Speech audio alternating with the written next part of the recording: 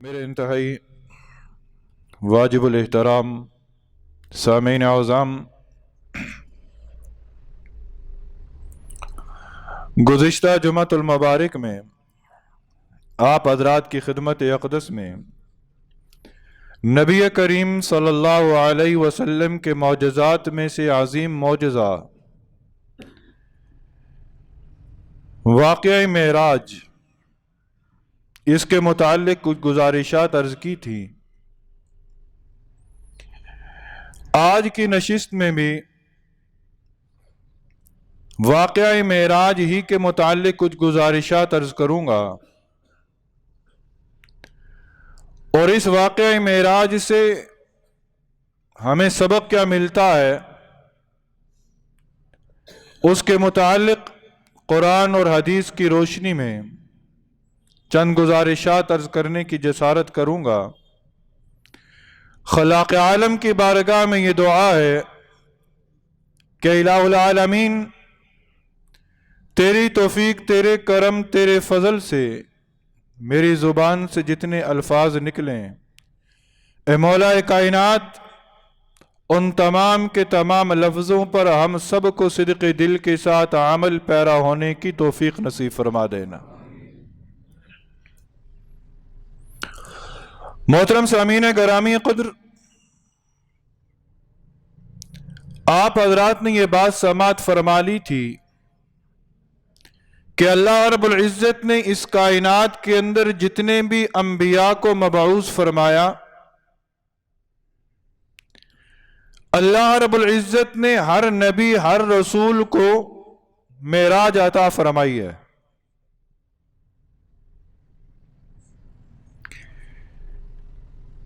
لیکن حضرت آدم علیہ السلام سے لے کر حضرت عیسیٰ علیہ السلام تک جتنے بھی انبیاء اور رسول تشریف لائے، ان کو جو معراج ملی ہے، ان کی معراج بطور امتحان تھی۔ ان کی معراج بطور امتحان تھی۔ حضرت یونس علیہ السلام مچھلی کے پیٹ میں ہیں، معراج مل رہی ہے، لیکن یہ معراج بطور امتحان ہے۔ حضرت زکریا علیہ السلام آرے سے کٹ رہے ہیں، معراج مل رہی ہے، لیکن یہ معراج بطور امتحان ہے۔ ابراہیم خلیل اللہ آگ کے چخے کے اندر ہیں، معراج مل رہی ہے، پر یہ معراج بطور امتحان ہے۔ حضرت موسیٰ علیہ السلام اپنے الاؤ لشکر کے ساتھ دریا عبور کر رہے ہیں، معراج مل رہی ہے، لیکن یہ معراج بطور امتحان ہے۔ آقا دو جہاں نبی کریم صلی اللہ علیہ وسلم کو اللہ نے جو معراج عطا فرمائی، یہ معراج بطور امتحان نہیں، بطور انعام تھی۔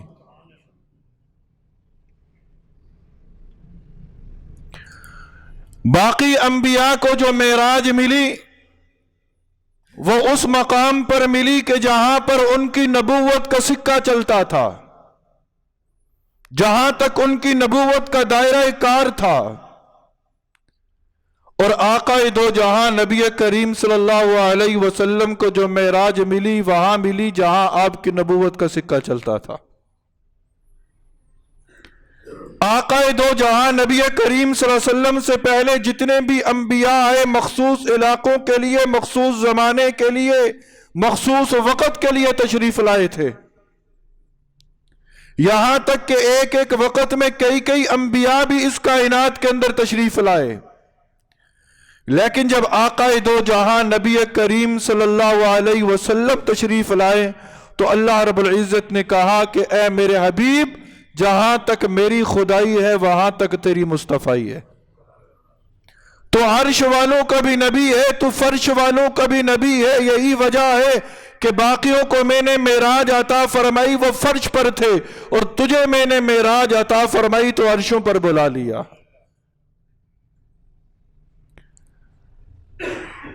رجب کا مہینہ، غموں کا سال، طائف سے واپسی، مکہ مکرمہ کے اندر قیام، کس جگہ پر قیام؟ مختلف روایات ہیں۔ کسی نے کہا ام ہانی کے گھر ہیں، کسی نے کہا مسجد حرام میں کے اندر ہیں، کسی نے کہا حتیم کے اندر ہیں۔ آپ ساری روایات کو سامنے رکھ کر یہ اس بات کا فیصلہ کر سکتے ہیں کہ آپ صلی اللہ علیہ وسلم کا معراج کا جو سفر شروع ہوا ہے وہ مکہ مکرمہ سے شروع ہوا ہے۔ اور پھر اس روایت کو نقل کرنے والے کم و بیش 25 صحابہ ہیں۔ 25 صحابہ نے واقعہ معراج کو نقل کیا ہے، اور یہ معراج روح مال جسد تھی۔ آپ صلی اللہ علیہ وسلم کی یہ معراج منامی نہیں، جسمانی تھی، کہ جس بات پر میرا اور آپ کا الحمدللہ عقیدہ ہے۔ آپ صلی اللہ علیہ وسلم جس جسم مبارک کے ساتھ مکہ مکرمہ میں چلتے تھے، اسی جسم مبارک کے ساتھ آپ عرشوں پر تشریف لے گئے۔ چھت پھٹی، فرشتہ آیا، سینہ مبارک کو چاک کیا گیا، زمزم سے دھویا گیا، جنت سے لائے ہوئے تشت کے اندر جو انوار و برکات تھے وہ انوار و برکات آپ کے سینہ مبارک کے اندر رکھے گئے، براق پر آپ کو بٹھایا گیا، یہاں سے آپ کا سفر شروع ہوا۔ براق اس سواری کا نام ہے جو جنت سے لائی گئی، اور اتنی تیز ترین رفتار یہ سواری تھی کہ تحد نگاہ جہاں تک اس کی نگاہ پہنچتی تھی وہاں تک اس کا قدم پہنچتا تھا۔ مسجد حرام سے سفر شروع ہوا، آپ مسجد اقصی تک پہنچے،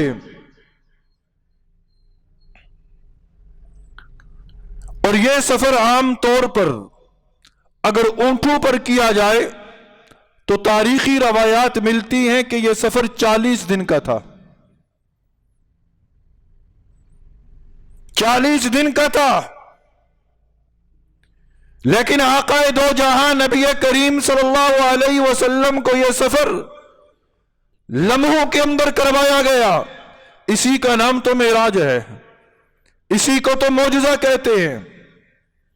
چند لمحوں کے اندر، چند سیکنڈ کے اندر، یہاں تک کہ روایات کے اندر آتا ہے جس دروازے سے نکلے تھے دروازے کی کنڈی ہل رہی تھی، اور سارا سفر واپس کر کے تشریف لائے، کنڈی اس وقت بھی ہلی رہی تھی۔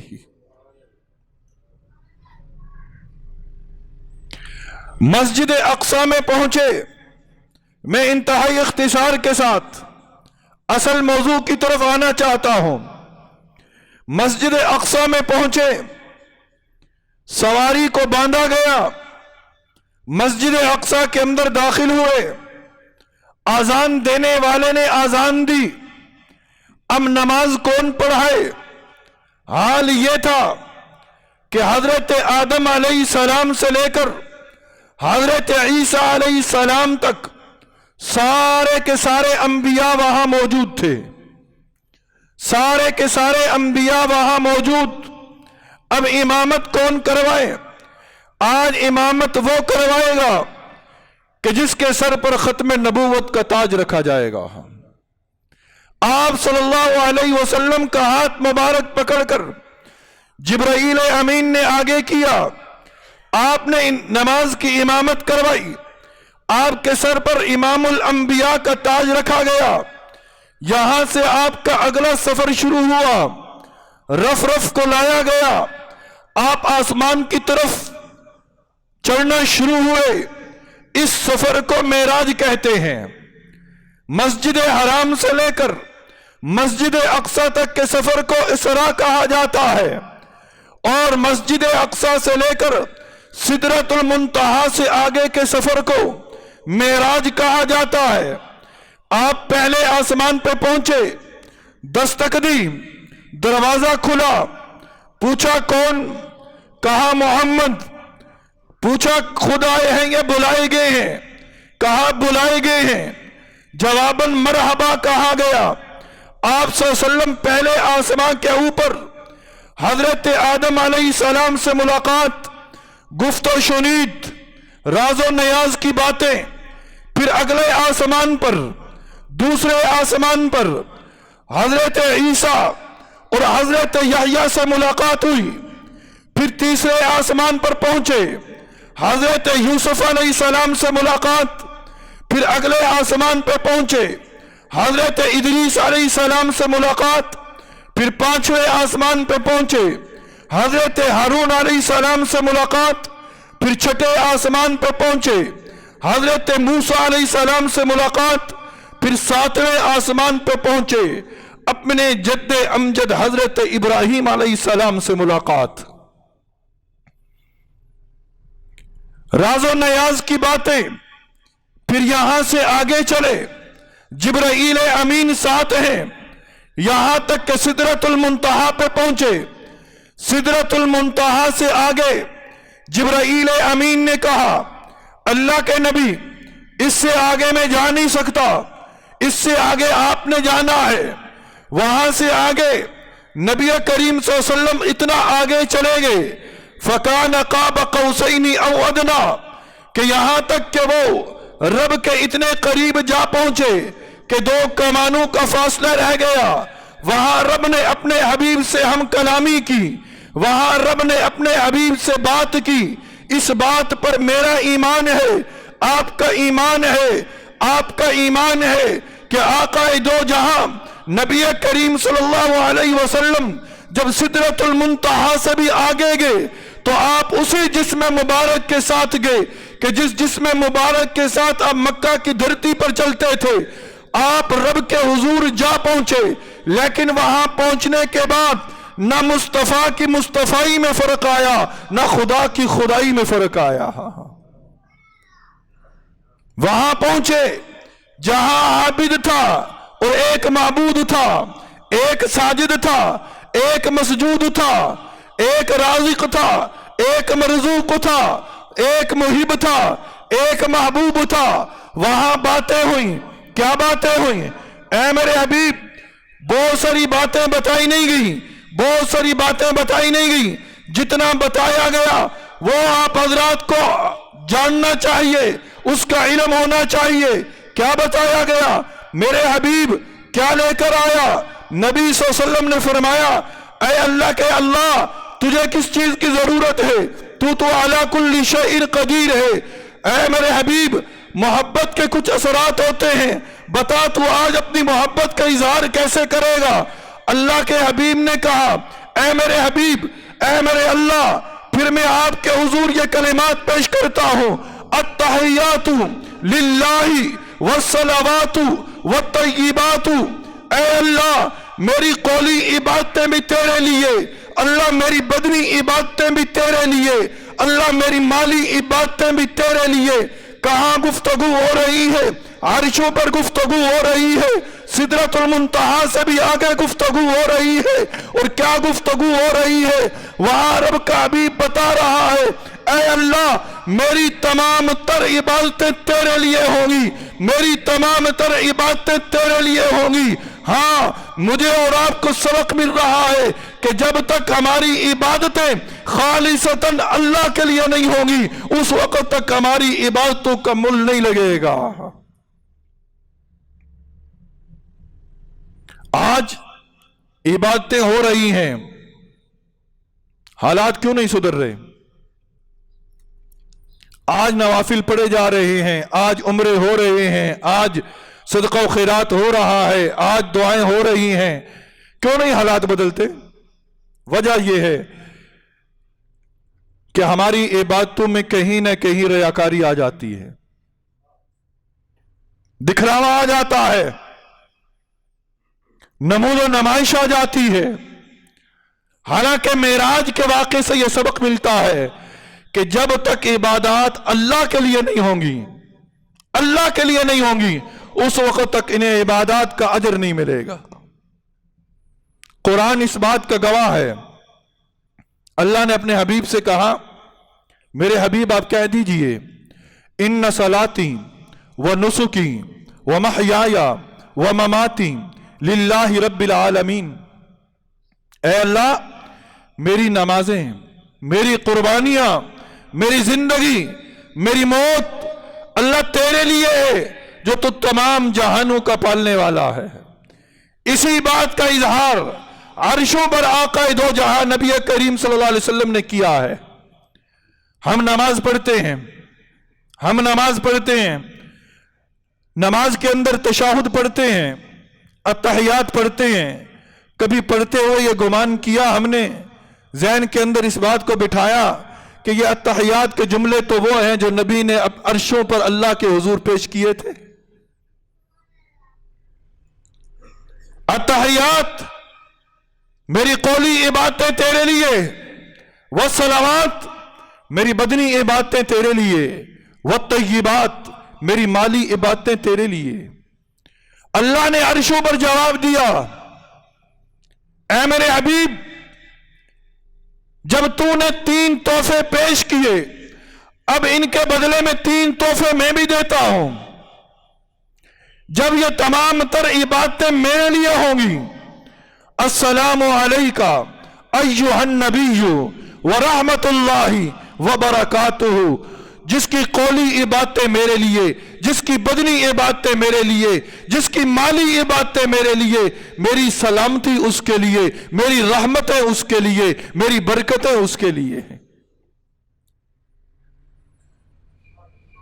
कहा तो रब ने कहा था, अस्सलामु अलैका अय्युहन नबी, ऐ मेरे हबीब आप पर सलाम हो, आपके लिए रहमतें हो, आपके लिए बरकतें हो। लेकिन वो रब का हबीब जो ना हमें फर्शों पे भूल पाया, ना अर्शों पे भूल पाया, उसने हमें अर्शों पर भी नहीं बुलाया। उसने उस वक्त कहा, अस्सलामु अलैना व अला इबादिल्लाहिस सालिहीन। ऐ अल्लाह, इन इनामात के अंदर मैं अपने आप को अकेला नहीं, अपनी उम्मत के नेक लोगों को भी शामिल करना चाहता हूं। मैं अपनी उम्मत के नेक लोगों को भी शामिल करना चाहता हूं। रब ने कहा, ऐ मेरे दोस्त, सोचने का मकाम है, जब रब ने वादा कर दिया है कि जब तेरी इबादत मेरे लिए होगी तो मेरी सलामती तेरे लिए होगी, मेरी रहमत तेरे लिए होगी, मेरी बरकत तेरे लिए होगी। आज हमारे रिज़्क में बरकत क्यों नहीं है? फिर आज सलामती क्यों नहीं है? आज रहमतों का नज़ूल क्यों नहीं है? आज बेसुकूनी क्यों है? आज बेबरकती क्यों है? आज बदअमनी क्यों है? इसलिए कि हमारी इबादत का महवर और मरकज बदल गया है। हम नमूद नुमाइश के अंदर आ गए। हम नमाज भी पढ़ते हैं, गली मोहल्ले से इस तरह गुजरते हैं ताकि पता चले ये नमाजी है। हाज उमरा करते हैं, उस वक्त हमारे खाना हजम नहीं होता जब तक कि हमारी मताफ के अंदर बनी हुई तस्वीर सोशल मीडिया पे वायरल ना हो जाए। हम नबी के रोजे पे खड़े हैं, सलाम नबी को कर रहे हैं, और उस वक्त तक हमारा खाना हजम नहीं होता है कि जब तक हमारी रोजे की तस्वीर सोशल मीडिया पे वायरल ना हो जाए, जब तक लोग देखकर माशाअल्लाह सुभान अल्लाह ना कह दें, पता ना चल जाए। जब इबादत के अंदर रियाकारियां आएंगी, नमूद नुमाइश आएगी, तो फिर हम खुद फैसला करें, बरकतें उठेंगी, सलामतियां उठेंगी, रहमतें उठेंगी। फिर रब ताला ने अपने हबीब को यहां पर और तोहफे भी दिए। उन तमाम तर तोहफों में सबसे बड़ा तोहफा जो रब ने अपने हबीब को अता फरमाया वो 50 नमाजों का था। नमाजों का तोहफा। वापस तशरीफ लाए, मूसा अलैहिस्सलाम से मुलाकात। اللہ نے کیا عطا کیا؟ اے موسیٰ، اللہ نے 50 نمازیں عطا کی. کہا اللہ کے حبیب آپ کی امت 50 نمازیں نہیں پڑھ سکے گی، آپ واپس تشریف لے جائیے، تخفیف کروائیے. آپ واپس گئے، 5 کم ہوئی، پھر آئے، پھر ملاقات ہوئی، پھر واپس گئے، یہاں تک کہ 9 مرتبہ واپس گئے. 5 کم ہوتے ہوتے 45 معاف ہو گئی، 5 رہ گئی. پھر بھی موسیٰ علیہ السلام نے کہا، اللہ کے حبیب نے کہا کہ نہیں، اب میں واپس نہیں جاؤں گا. ایسا نہ ہو کہ یہ 5 نمازیں بھی اللہ لے لے. اللہ کے حبیب واپس تشریف لا رہے تھے، اللہ کے حضور سے آواز آئی، اے میرے حبیب، اپنی امت کو جا کے پیغام دے دینا کہ میری بارگاہ سے ہونے والا فیصلہ اٹل ہے. میں نے 50 دی تھی، تیری محبت میں میں نے باقی معاف کر دی، 5 چھوڑ دی. آپ کی امت 5 پڑھے گی، نامہ اعمال میں 50 کا ثواب لکھوں گا، 50 کا ثواب لکھوں گا. سورہ بقرہ کا آخر دیا گیا، سورہ بقرہ کی آخری آیات دی گئی.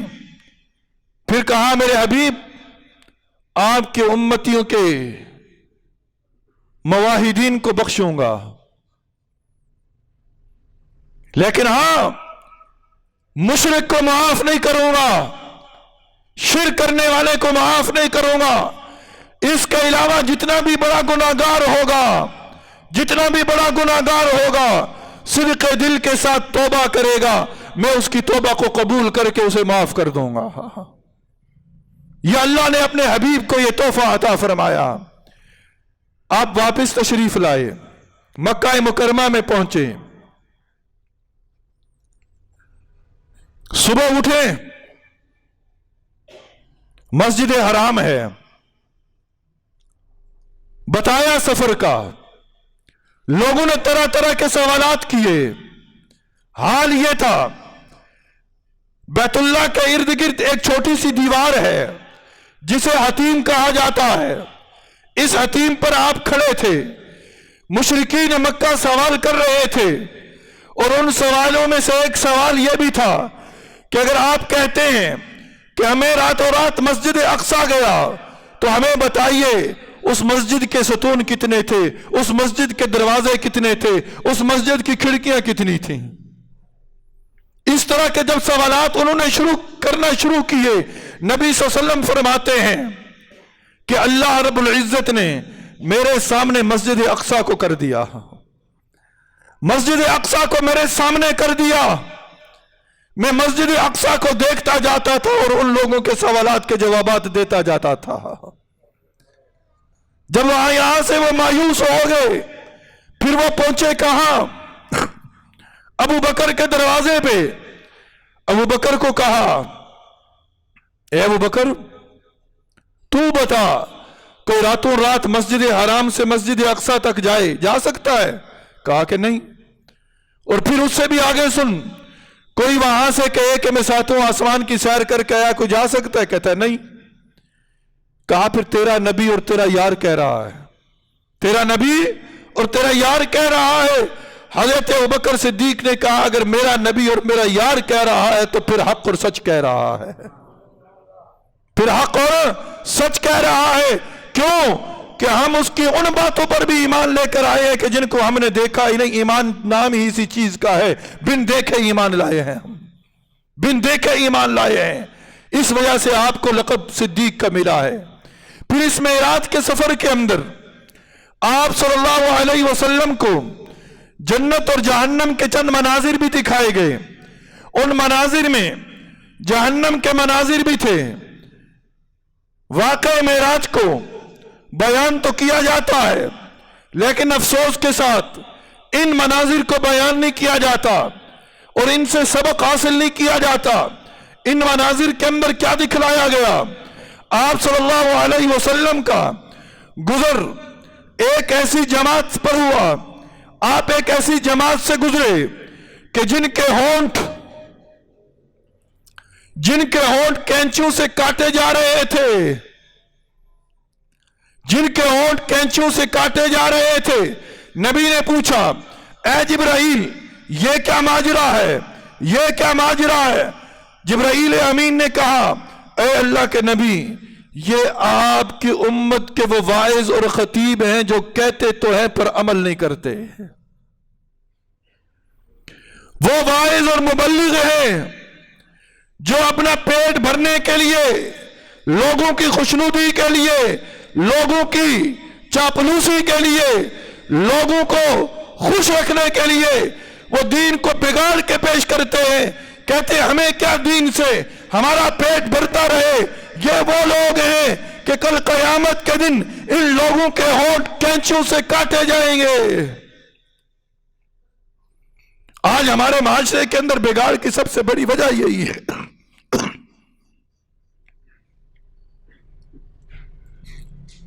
حق بات کرنے کے لیے تیار کوئی نہیں ہو، جو کرتا ہے اسے کرنے دی نہیں جاتی، اور جو کرتا ہے وہ اس پر عمل نہیں کرتا۔ پھر فرمایا ایک ایسی جماعت پر سے گزر ہوا، میرے دوست میں بھی اسی کشتی کا سوار ہوں، ہم سب نے اپنے اعمال کا محاسبہ کرنا ہے۔ یہ نہ سوچئے گا ہم پر تنقید ہے، اللہ کی قسم کہنے والا سننے والے سے زیادہ محتاج ہوا کرتا ہے، کہنے والا سننے والے سے زیادہ محتاج ہوا کرتا ہے۔ میں زیادہ محتاج ہوں اپنی اصلاح کے لیے، اپنی اخروی نجات کے لیے یہ جملے کہہ رہا ہوں۔ ایسی جماعت پر سے گزر ہوا کہ جن کے ہاتھوں کے ناخن لمبے تھے، لمبے لمبے ناخن تھے، ان ناخنوں سے وہ اپنے چہروں کو نوچ رہے تھے، اپنے سینے کو نوچ رہے تھے۔ پوچھا جبرائیل یہ کیا ماجرا ہے؟ کہا اللہ کے نبی یہ آپ کی امت کے وہ لوگ ہیں جو غیبت کرتے تھے، غیبت کرتے تھے۔ آج تو ہمارا حال یہ ہے کہ ہمیں نیند اس وقت تک نہیں آتی جب تک 4 بندوں کی غیبت نہ کر دیں۔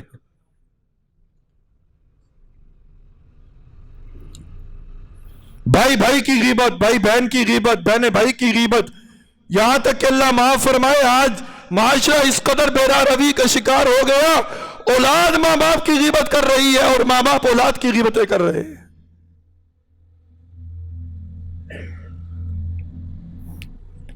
پھر ایسی جماعت پر سے گزر ہوا، ایسی جماعت پر سے گزر ہوا کہ جن کے ہونٹ اونٹ کے ہونٹ جیسے لمبے، اونٹ کے ہونٹ جیسے لمبے، اور اپنے منہ کے اندر وہ انگارے دھوس رہے ہیں، انگارے ٹھوس رہے ہیں، اور وہی انگارے ان کے پاخانے کی جگہ سے نکل رہے ہیں۔ پوچھا جبرائیل یہ کیا ماجرا ہے؟ کہا اللہ کے نبی یہ آپ کی امت کے وہ لوگ ہیں جو یتامہ کا مال کھاتے تھے، یتیموں کا مال، یتیموں کا مال ہڑپ کر جاتے تھے، یہ وہ لوگ ہیں۔ ایک اور جماعت پر سے گزر ہوا جن کے پیٹ مکانات جیسے بڑے اور شیشے کے کہ باہر سے اندر کی چیزیں نظر آ رہی تھی، اور ان کے اندر کیا تھا؟ ان پیٹوں کے اندر سانپ اور بچھو بھرے ہوئے تھے، سانپ اور بچھو بھرے ہوئے تھے۔ پوچھا جبرائیل یہ کیا ماجرا ہے؟ کہا اللہ کے نبی یہ وہ لوگ ہیں جو سود کھاتے تھے، سود کا کاروبار، سود کی تجارت، سود کا لین دین، سود کا پیسہ گھر میں، سود کا پیسہ کاروبار میں، سود کا پیسہ معاشرے میں۔ پھر بتائیں اللہ کی رحمتیں کیسے اتریں گی؟ انوار و برکات کیسے اتریں گے؟ سود آج بتایا جائے کہ آج سود نہ کھائیں گے، سود کا کاروبار نہ کریں گے، معاملہ کیسے چلیں گے، معاشرت کیسے چلے گی؟ اللہ کے بندے تیری زندگی ہے کیا؟ 50 سال، 60 سال، 70 سال، 80 سال، 90، 100 جی لے گا نا، اور آخرت کے مقابلے میں یہ 2.5 سیکنڈ کی بھی حیثیت نہیں رکھتی۔ لیکن انجام جس کے پیٹ میں سود کا 1 روپیہ چلا گیا، 1 دینار چلا گیا، اس کے پیٹ کے اندر سانپ اور بچھو، پھر ایک اور جماعت پر سے گزر ہوا،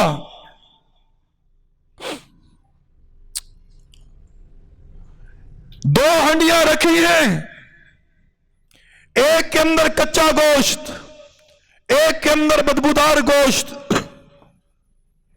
سڑا ہوا گوشت، ایک کے اندر پکا ہوا گوشت۔ ایک جماعت آتی ہے، وہ پکے ہوئے گوشت کو چھوڑ کر سڑے ہوئے گوشت کو کھانا شروع کر دیتی ہے، سڑے ہوئے گوشت کو کھانا شروع کر دیتی ہے۔ پوچھا یہ کیا ماجرا ہے؟ اے اللہ کے نبی، یہ آپ کی امت کے وہ لوگ ہیں جو جائز راستوں کو چھوڑ کر غلط راستوں پر چل کر ہم بستری کرتے ہیں۔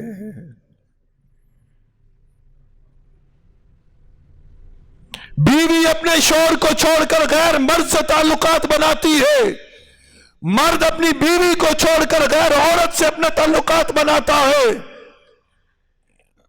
لوگ زنا کا ارتکاب کرتے ہیں، یہ وہ لوگ ہیں۔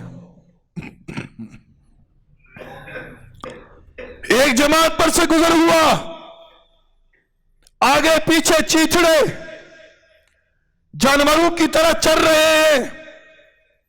چر کیا رہے ہیں؟ زقوم کی بوٹی، زقوم کی بوٹی۔ اے میں جبرائیل بتا یہ کیا ماجرا ہے؟ کہا اللہ کے نبی یہ آپ کی امت کے وہ لوگ ہیں جو زکوٰۃ نہیں دیتے تھے، زکوٰۃ کا انکار کرتے تھے۔ یہ تو میں نے چند مثالیں دی ہیں۔ میرے دوستو، سوچنے کا وقت ہے، لمحہ فکریہ ہے۔ اللہ نے ہمیں موقع دیا ہے، موت ابھی آئی نہیں ہے، توبہ کا دروازہ بھی کھلا ہے، توبہ کا دروازہ بھی بند نہیں ہوا۔ اگر ان گناہوں کے اندر کوئی مشغول ہے تو اللہ کے حضور توبہ کر لے۔ معراج کی رات اللہ نے وعدہ کیا ہے کہ میرا بندہ مجھ سے توبہ کرے گا، میں اس کے گناہ معاف کروں گا۔ گناہ پر ہٹ درمی نہ کرو، گناہ پر مداومت نہ اختیار کرو، گناہ پر راست بازی نہ کرو، گناہ پر لوگوں کے سامنے واویلا نہ کرو۔ انسان ہے، غلطی کا پتلا ہے، غلطی ہو گئی، سمجھ آ گئی، اللہ کے حضور پلٹ آؤ۔ اللہ کی قسم سود کا کاروبار کرتے تھے، اللہ کی رضا کے لیے، اللہ کا خوف دل کے اندر رکھ کر اللہ کی قسم سود چھوڑ دو، رزق کی پریشانی نہ کرو۔ تم اللہ کی رضا کی خاطر اللہ کی قسم سود چھوڑو گے، اللہ تمہیں وہاں سے رزق دے گا جہاں تمہارا وہم و گمان نہ ہوگا۔ زنا چھوڑ دو، اللہ گھر کے اندر برکتیں پیدا کرے گا، اللہ اولادوں کو فرمانبردار کرے گا۔ اگر یہ گناہ کرتے رہیں گے پھر دنیا کی کوئی طاقت ہمارے حالات کو سنوار نہیں سکتی۔ اللہ تعالیٰ سے یہ دعا ہے کہ الہ العالمین جو کچھ کہا اور سنا اس پر اللہ ہمیں عمل کی توفیق نصیب فرما دے۔